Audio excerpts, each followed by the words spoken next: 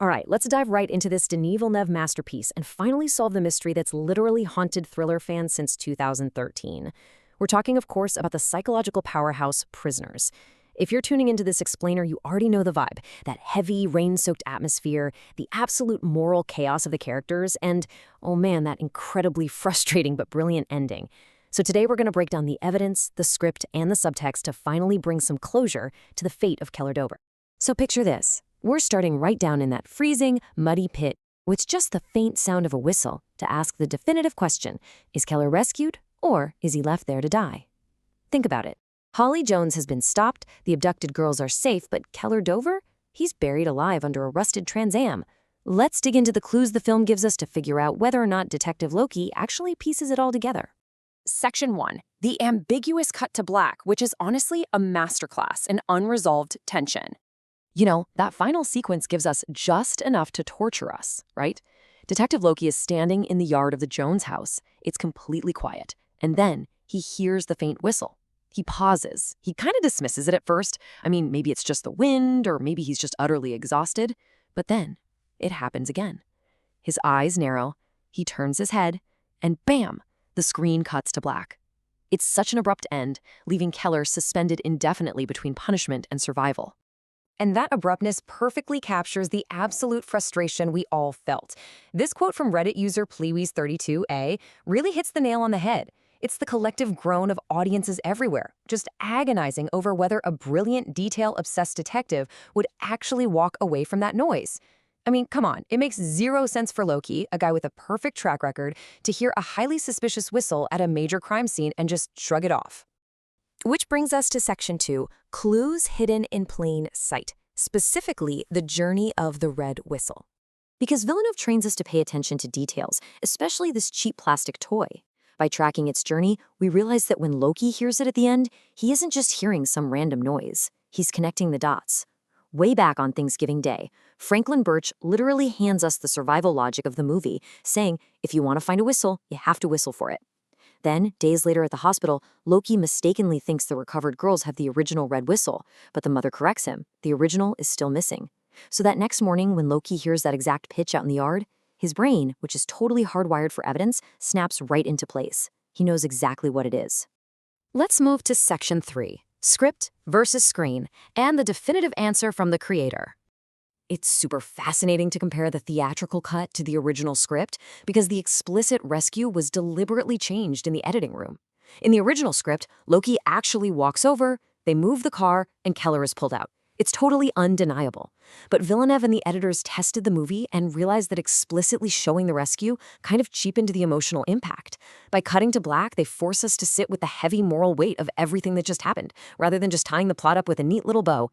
Screenwriter Aaron Guzikowski even confirmed this. He admitted they actually shot the rescue scene. That proves 100% that Loki finds him.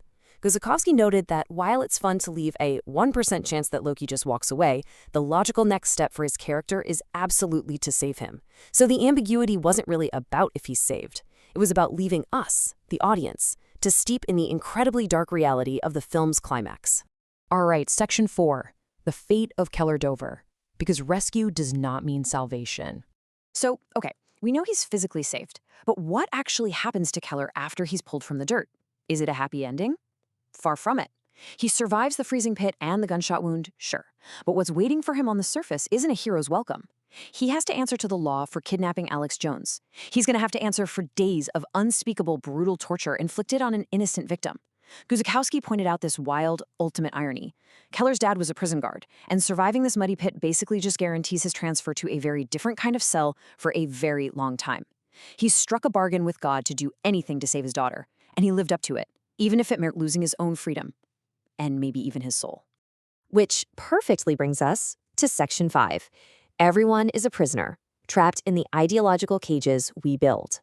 Because the physical pit Keller is trapped in, that's really just one of many prisons in the story. The absolute genius of Villeneuve here is using a missing person detective story as a subtextual study of psychological imprisonment. Every single character we meet is trapped. They're completely paralyzed by their own fears, their rigid ideologies, or their unprocessed trauma. Let's break down how this plays out. The contrast between our two main guys is really the beating heart of this film.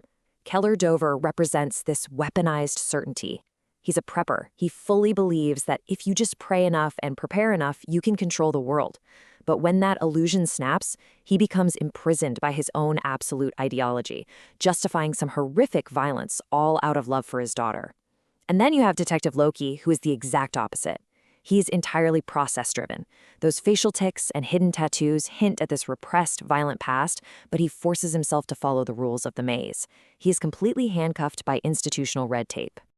And the supporting characters, they're captives too. Take Alex Jones, played so beautifully by Paul Dano. He says, "They didn't cry until I left them." Now, Keller hears that as a predator's taunt. But actually, Alex is a prisoner of a deeply traumatic past. Those cryptic words were literally a victim's confession about his own abduction years ago, back when his true identity was stolen from him. Then there's Holly Jones, the true architect of this misery. She tells Keller, making children disappear is how we wage war with God. She and her husband lost their son to cancer, and it just turned them into monsters. She's entirely trapped by her own twisty crusade, passing her trauma on like a virus through this unsolvable maze, turning victims into victimizers. So, as we wrap up this explainer, I want to leave you with this final thought to really ponder. We know Loki heard the whistle. We know the script confirms the rescue. But the true masterpiece of this film is making us realize that freedom is a total illusion for these characters.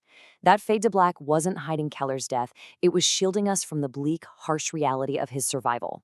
Did Keller Dover survive the muddy pit only to spend the rest of his life in a prison built by his own dark choices? Definitely something to chew on next time you watch the credits roll. Thanks so much for learning with me today, and hey, stay curious.